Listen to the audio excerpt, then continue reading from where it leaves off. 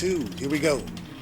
From the studio who brought you Lion King 1.5, Mulan 2, and Lady and the Tramp 2 Scam's All these Adventure horrible comes ones. a Disney animated film that's nothing like their lazy direct-to-video sequels of the past, This is because true. this one came out in theaters. Frozen 2. 6 years after Frozen melted your heart, you grew up and moved on to better things. But when there's money to be made, some companies just can't let it go. In this scattershot follow-up, wrapped around an album's worth of B-sides, that's vague and world-building enough to set the stage for Frozen's 3 through 7.5, Scam's Adventure. 7.5. That was epic. All your favorite characters are back to who they were at the beginning of Frozen 1. Elsa's still moping on balconies. Anna's still caught between her sister and a mister. Kristoff has so little to do, they give him the plot of a 1930s comedy act. I said you'd have to be crazy to want to marry a man you just met. Wait, what? Crazy? You didn't say I was crazy. You think I'm crazy? No. And Olaf is doing his best to hold it all together until he joins the Disney Hall of Dust. But what they all lack in character growth, they make up for in costume upgrades. Mom, I already told you. I want the self-actualized Elsa with the sparkly personal growth dress. This is fearless Queen Elsa with the gossamer dream cape, idiot. Where's new permafrost Olaf? Are you ready to set off on a quest to discover the dark secret of Arendelle? Not so fast. First, listen to this bedtime story. And then, a lullaby. Here's the river. Then get a grime song stuck in your head. Then everyone just kind of meets up for a hang. Then a song about how every minute brings us closer to death. And we're all getting older. Then, wow, we're still not off on a quest yet. Okay, I guess we have time for a full game of charades. Then just one Full more game. lullaby. Sleep, my darling. And now we'll set off on a quest. Phew, Frozen 1 managed to fit all the plot and character setup into one song, with time left over to build a snowman. That's true. When our heroes finally get their ices in gear, they'll go explore the enchanted forest known as the Enchanted Forest, a hidden world full of cutting-edge particle effects and dull rejects from Avatar: The Last Airbender. There, they'll learn the No. dark truth about Arendelle. Long ago, they betrayed the indigenous people to the north. And by long ago, I mean Grandpa did it.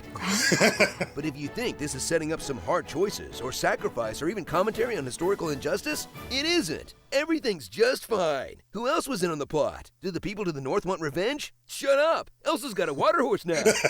So strap in Let's for a move brand on. new Frozen that could get sued by Thor Ragnarok if Disney didn't already own everything. We do this together, okay? Has no one been taught our history? Odin and I drowned entire civilizations in blood and tears. But that goes against everything Arendelle stands for.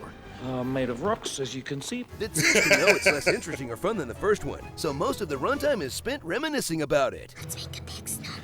When you pretend to be Kristoff and you're like, I just need to go talk to some rocks about my childhood. I climbed the North Mountain, survived a frozen heart, and saved you from my ex-boyfriend. 2 sisters. One born with magical power. That was a funny scene, One though, born this one. powerless. What did happen to your parents? The ship went down in the Southern Sea 6 years ago.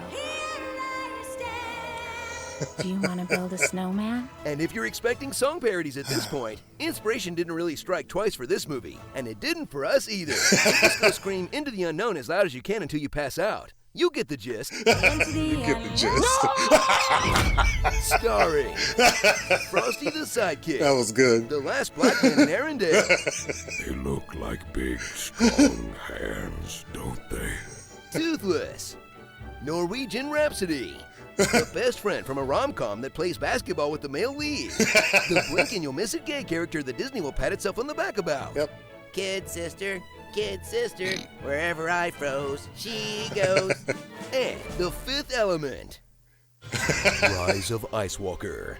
Oh, God. Oh, no, please. Oh, God. No. Wow, Olaf's only 3 years old and he's already doing observational comedy. Every Arendellian ship has a compartment, waterproof. That's very clever. Although it does make me wonder why they don't just make the whole ship waterproof. This might be top 5 or maybe even top 3 best starring sections for me so far. That just one having the Into the no, like the Michael Scott no part from The Office, which is it's hilarious. I use the meme almost all the time at work. Rise of Ice Walker might make this honest trailer lose to the pitch meeting. I haven't even seen the pitch meeting yet, and I'm already like, oh my God, that's anything that compares it to Rise of Skywalker, anything that compares itself to Rise of Skywalker, or someone parodies it to Rise of Skywalker, I'm just going to hate it. But it was hilarious. Very, very funny. I like all the things they brought up in this, especially even the character that was kind of like, is she a lesbian? Is she not? Like, is Disney trying to go there? I remember that. My kids just watched this movie like earlier this month, actually, and I walked in on them watching it. So I watched a little bit more of it.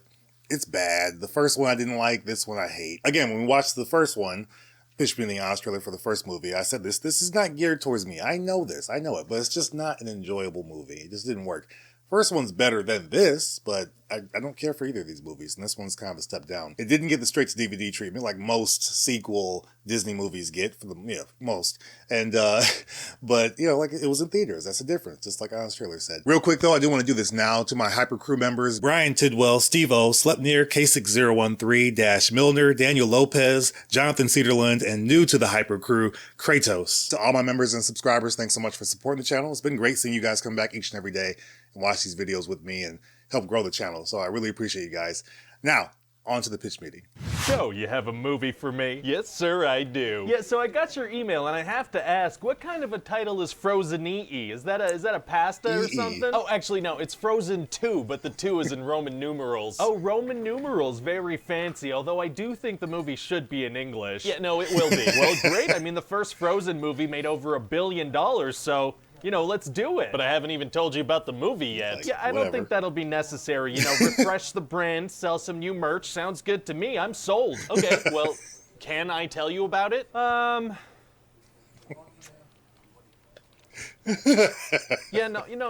should know what it's about. Okay. So what happens in this thing? Oh, a whole bunch of stuff, but to be honest, it was a little tricky to figure out. Oh, how come? Well, the first movie was supposed to be a one-time thing. It pretty much ended with, and then they lived happily ever after. Right, but then money happened. So in this one, we have to be like, yeah, they lived happily ever after, but... The movie's a butt? The movie's a butt. Oh, butts are tight. Some are, yeah, for sure. For sure. So anyway, we're gonna start the movie off with a flashback of Anna and Elsa's parents telling them some bedtime exposition. Okay. So they're gonna tell them about an enchanted forest and a mystical river. They're just gonna take turns dropping a bunch of information before the title card even shows up. Wow, okay. Well, I guess it'll be nice to get all the exposition out of the way at the beginning. Oh, no, it's pretty much gonna be continuous throughout the whole thing. Yep. Oh, it is? Yeah, see, I'm trying to expand the mythology of the Frozen universe, so that means explaining things to the audience for extended periods of time. That's right. Well, okay then. So anyway, then Elsa gets the, call to adventure, as they say in screenwriting books. Okay, so what's the call to adventure in this movie? Literally a voice calling her to adventure. It's this mysterious singing voice. A mysterious singing voice? What does that sound like? Well, it kind of sounds like... Oh my god. You have the voice of an angel. Thank you. So anyway, that's gonna lead into this song called Into the Unknown. Oh, very cool. Yeah, Elsa's gonna sing about how she's not interested in following this voice, but then by the end of the song, she's gonna be like, yeah, no, okay, let's do this. Wow, wow, wow, wow. And then we're gonna have a new song every 3 or 4 minutes till the end of the movie. Yeah. Oh, we are? Yeah, well, Let It Go was such a big hit in the first movie that I figure if we just throw a bunch of songs out there, maybe one of them will stick. Yeah. Sounds like a good strategy to me. So anyway, then Arendelle gets messed up by these elemental spirits, and Elsa's gotta head into the enchanted forest. Okay. And so, Anna and Olaf and Kristoff and Sven go with her. Why did they go with her? Well, because they were in the first movie. Right, but like story-wise. Well, they were in the first movie. Oh, okay. So then they go to this magical, mystical barrier at the edge of a forest that they have to go through. Ugh, sounds like the movie Annihilation. Yeah, it's like Annihilation, but less horrifying. Very cool. So then they're gonna meet these native people called the Northuldra, as well as some soldiers from Arendelle that have been trapped inside for years. Wow. Yeah, just this amazing cast of new characters that have less than 5 lines apiece and almost no impact on the events of the film. I bet they'll look good on a lunchbox, though. They're gonna look great on a lunchbox. Great. And eventually we're gonna find out that Elsa and Anna's grandfather was responsible for killing a bunch of these Northuldra people and taking their land. Oh no. Yeah, see, because the first movie was really good, but I always felt like it could have used a hint of colonialism and implied genocide. That certainly wasn't covered in the first movie for sure. So basically the main characters are gonna have to figure out how to lift this curse. So who's like the big villain in this thing? amazing. No villain, sir, just a vague curse that needs to be lifted. Oh, okay. So then throughout the movie, the characters are gonna encounter a bunch of magical related problems. Oh man, is it gonna be hard to solve those? Actually, it's gonna be super easy. Barely an inconvenience. Oh, really? Yeah, see, every time a magical problem arises, it'll be solved by some other magic that exists because I decided it did. Wow.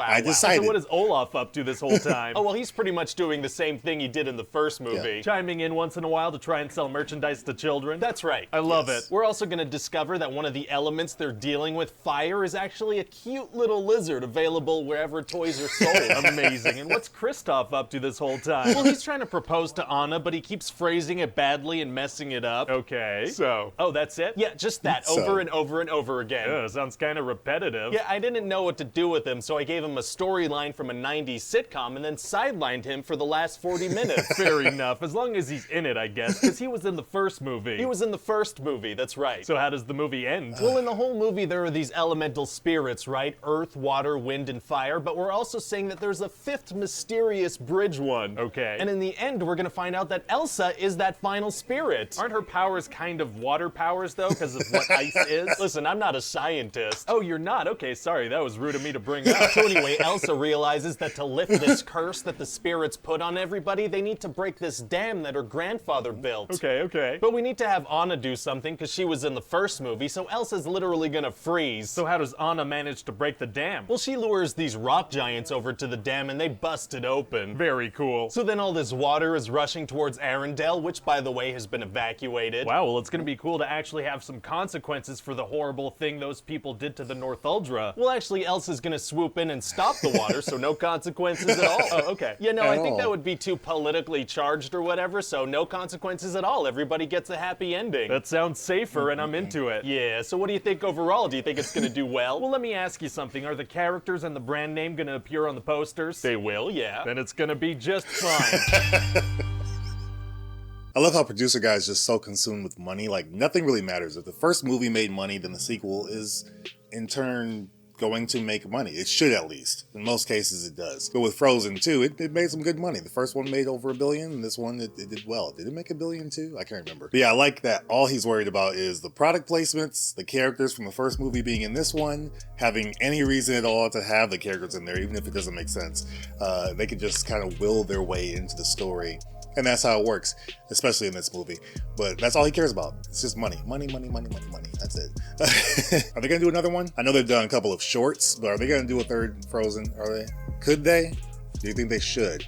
Let's talk about it. I mean, I don't want that. I don't. But I know there's people that like this movie and the first one. And so they might be clamoring for a third film. Maybe. Is the audience there? Yes, the audience is definitely there. I get that. But I don't think we need another one. Unless you add some actual characters. Like, I thought some characters from that one tribe were going to be main characters in this movie at some point, but they were just kind of there and then they were gone. That was pretty much it. But could characters from that tribe be main characters in a third one? Or could someone else show up and be a main character in the third movie? I mean, yeah, you still have Elsa, you still have Anna, you still have Kristoff, all that kind of stuff. Olaf, sure, maybe. But you need some new blood, something, kind of fresh that comes in there. I don't know. But yeah, no, I don't want this. I don't know why I'm even overthinking it. What do you think, though? What did you think of the Honest trailer and the pitch meeting? Putting them together, which one do you pick? Which one was funnier for you? I think I might have to give this one to Honest trailers, to be honest. Even without the singing. It had no singing. So most times that gives it a chance, in a lot of cases, for me. The Lion King singing was actually pretty good, but I like that they didn't have it here. They explained a little bit why they didn't, which is kind of cool. I think I'll give this to Honest trailer, even though they had The Rise of Ice Walker, which again, I hate that movie for Star Wars. But you know that already, so that's just what it is. Funny stuff from both of these. Let me know which video was better for you, which one did you laugh more at, which one was just funnier overall. Let me know in the comments below. Look for a poll. I might do a poll on this too, where you can vote and choose your favorite. While you're still here, hit that like button. Just help out the channel. Helps me know what you guys want to see more of, so I really appreciate that. You can also see our most popular videos on the channel right over here. And you can see our most recent reaction right up there. If you've seen all that, then cool. I will see you guys in the comments. We can talk about this, or shut the screen off, turn me off. Go get some fresh air. Take a break, call your parents, call a friend, talk to somebody. Take a little time to yourself. I'll be here. I'll see you on the next video as always. But I want you guys to have an awesome day. See you next time.